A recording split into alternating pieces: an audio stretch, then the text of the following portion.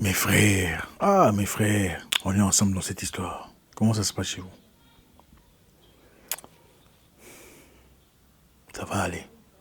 Bonjour à tous, Zach Mwekassa, fondateur de Mwekassance. Un réel plaisir, merci à tous les nouveaux, c'est votre première fois. Ravi de vous avoir parmi nous. Ne partez pas, restez. Je suis sûr qu'à la fin, vous en sortirez inspiré. Merci encore pour le soutien, merci pour les messages, merci dans ce combat. Vous savez, aujourd'hui, je réfléchissais, c'est bizarre.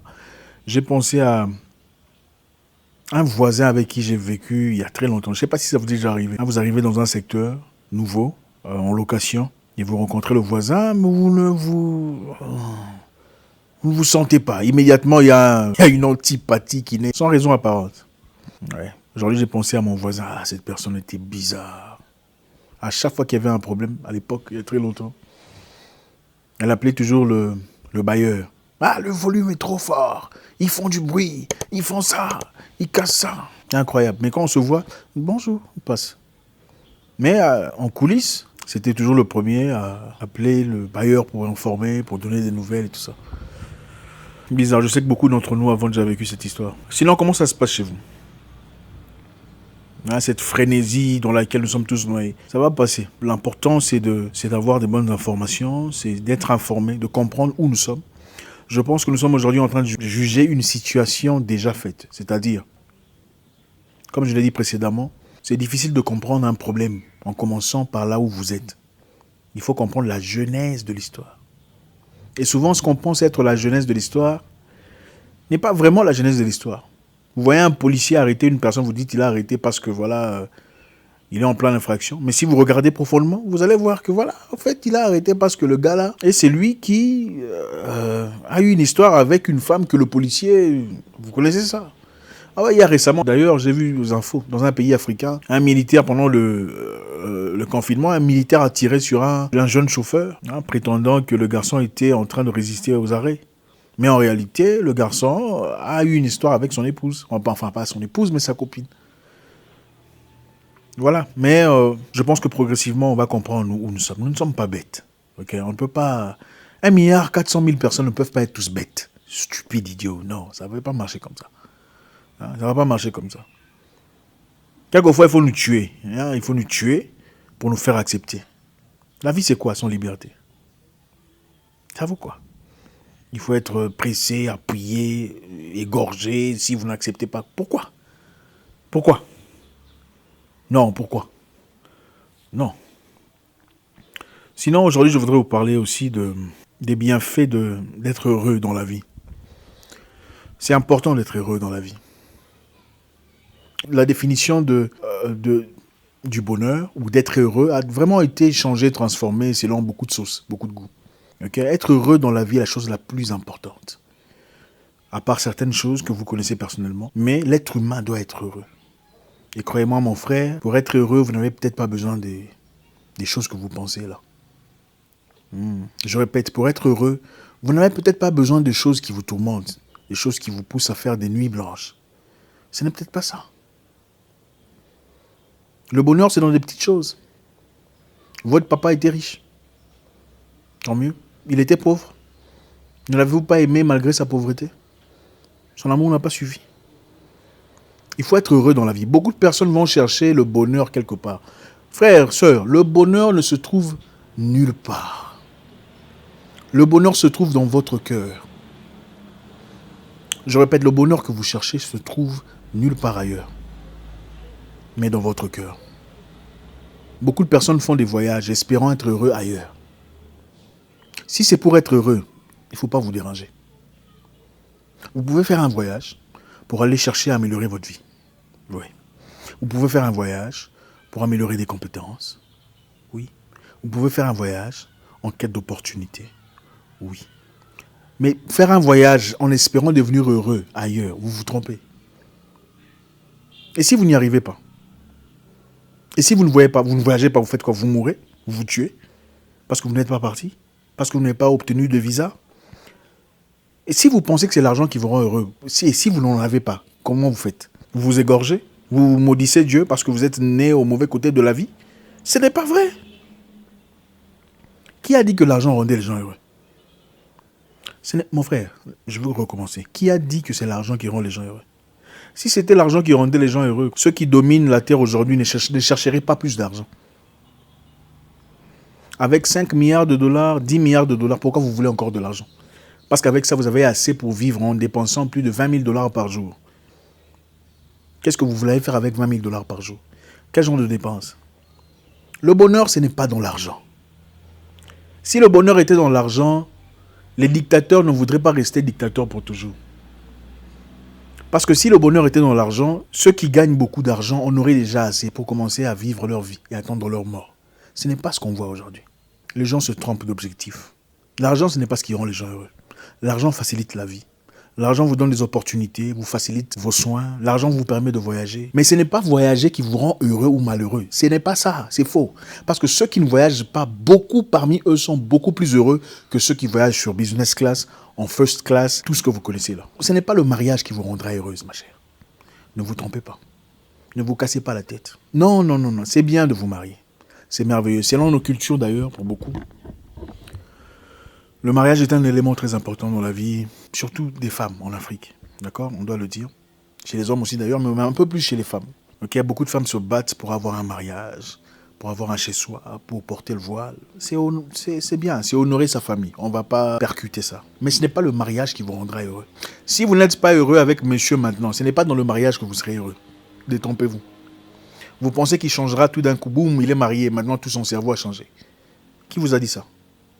La pire des choses que vous puissiez faire, c'est de penser devenir heureux à côté de quelqu'un. Ce n'est pas ça, ce n'est pas comme ça que ça se passe. Vous devenez heureux en étant d'abord heureux avec vous-même. Quand vous êtes heureux avec vous-même, à partir du moment où vous rencontrez une personne qui commence à déraper, immédiatement votre système de défense vous dit ça, ce n'est pas les raisons pour lesquelles je suis venu ici. Vous n'avez pas le temps à perdre dans des bêtises. Vous n'avez pas le temps à perdre dans des ajustements qui n'ont aucune importance. Vous n'avez pas de temps à perdre à tolérer n'importe quoi. Parce que vous êtes déjà heureux avec vous-même. Vous n'avez pas besoin d'une personne pour être heureux. Vous avez peut-être besoin d'une personne pour vous conseiller. Vous avez besoin d'une personne pour vous soutenir, pour vous comprendre. Un ami, okay? Une personne vers qui vous pouvez vous tourner. Une personne qui peut vous soutenir dans vos idées, dans vos pensées. Une personne qui peut peut-être vous corriger pendant que vous dérapez un peu. Mais le tout dans votre course à vous. Vous êtes heureux, vous rencontrez une personne déjà heureuse, vous vivez une vie heureuse ensemble. Si vous apportez vos vides émotionnels, espérant trouver une personne qui va remplir ce vide, vous serez toujours vide.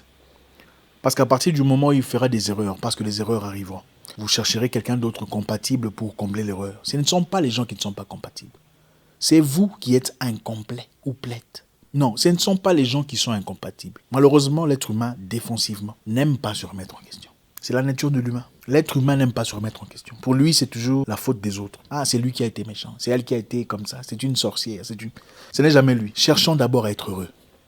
Votre activité vous cause de peine, de douleur, aucune croissance émotionnelle. Il est peut-être temps d'arrêter de chercher autre chose. Non, vous n'êtes pas obligé de faire ce que vous faites pour faire plaisir à votre père, pour faire plaisir à votre mère ou pour qui que ce soit. Ils ont déjà vécu leur vie. Ils ont déjà fait ce qu'ils avaient à faire. C'est votre vie, vous ne la partagez avec personne. Même quand vous mourrez, vous ne partez pas avec votre mari ou votre femme ou votre frère, encore moins votre mère. Il y a des raisons précises pour lesquelles vous existez. Et vous ne pouvez pas mourir parce que voilà, je suis en train de vivre pour quelqu'un, sinon je... Absolument pas. Cherchons à être heureux. Si l'activité vous dépouille de tout ce que vous avez comme substance existentielle, il est peut-être temps de jeter ça et de flasher ça, comme des déjections. Si les études que vous faites ne vous remplissent pas, ne vous aident pas à vous épanouir, en effet, vous asphyxiez de votre oxygène vital, il est peut-être temps de revoir. Regardez, tout le monde ne sera pas milliardaire en francs CFA ou millionnaire en dollars. Non, je suis désolé, c'est ça la vérité. Et tout le monde ne se mariera pas. C'est ça la vérité que beaucoup de gens essaient d'éviter. Même statistiquement parlant, il y a moins d'hommes sur Terre que les femmes. Tout le monde ne se mariera pas. Est-ce la raison pour laquelle vous serez malheureux toute votre vie? Jésus ne s'est pas marié? Était-il malheureux? Il avait une mission? Mais attendez, qui encore ne s'est pas marié? Beaucoup ne sont pas mariés. Pour ceux qui aiment la religion. Quelle est votre mission sur Terre? À part le mariage, à part l'argent, quelle est votre mission sur Terre? À part les influences qu'on a reçues, qu'on a acceptées de ce qui nous entoure. Mais quelle est votre propre raison d'existence? Qu'est-ce qui vous rend heureux? N'êtes-vous pas malheureux peut-être parce que vous essayez d'être comme Georges, avoir une maison comme Mélissa, un mari qui travaille à la banque comme Tatiana? N'êtes-vous peut-être pas malheureux parce que vous n'avez pas des photos pétillantes sur Instagram comme Josepha? N'êtes-vous peut-être pas malheureux parce que vous essayez de devenir ce que vous n'êtes pas? Des raisons pour lesquelles vous n'avez pas été créé au départ. Retrouvons nos identités. Quelle est ton identité? Qui es-tu?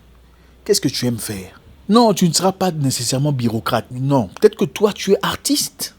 C'est là où repose ton cœur. Il n'y a peut-être pas moyen de faire de l'argent aujourd'hui. C'est pas peut-être parce que vous n'avez pas ouvert vos yeux correctement. Il y a des moyens de vivre de ce dont on aime. Il faut y réfléchir. S'il n'y a pas de moyens, il faut créer des techniques. Il ne s'agit pas d'être nécessairement productif. Il faut être productif en étant heureux. C'est ça la vraie productivité. Il ne s'agit pas de passer de nuits blanches pour devenir malheureux. C'est tout fait de sa propre vie. Il s'agit d'être heureux. Il est temps pour nous tous de réfléchir. Je pense que ce confinement, autant ça nous gêne, il y a aussi beaucoup de temps, beaucoup d'opportunités pour revoir, pour réétudier, pour réinitialiser le système. Vous savez, les Chinois, à leur retour, le premier jour, il y a eu 500 demandes de divorce. 500. Les gens ont réalisé qu'ils n'étaient pas compatibles. Que ce moment-ci vous fasse réfléchir. Je ne vous demande pas d'aller divorcer. Je vous demande de nourrir votre cœur de ce que votre cœur désire. On ne vit pas pour exister, mes frères. On vit pour vivre, c'est-à-dire pour laisser une histoire. Quand vous mourrez, il ne faut pas dire « Ah, si j'étais encore sur terre, j'aurais dû faire ça. » Non, il faut mourir avec des souvenirs. Ah, en tout cas, je me souviens quand j'ai fait ça. Non, c'était... Ah, ce truc-là. Faites des erreurs. Du moment que ça ne vous tue pas, faites vos erreurs. Faites-les. Vous avez peur de quoi? C'est la seule façon de grandir. Merci encore une fois. Et bien demain, on fera encore notre retour. J'espère qu'on pourra discuter sur des éléments géopolitiques, historiques, dans le but de nous grandir comme on a mentionné plus tôt. Un réel plaisir, faites-nous savoir si vous avez aimé la vidéo. Si vous n'avez pas aimé ce qui a été dit, faites-nous savoir, le tout dans le respect comme d'habitude. Mettez un commentaire. Si vous êtes nouveau, soyez le bienvenu encore une fois. Vous savez quoi faire. J'espère vous parler encore très bientôt dans une nouvelle vidéo. Mon nom est Zach Mouikassa, le guerrier noir. Votre frère. Oh, le bruit là, ils ont tué mon truc là. Oh.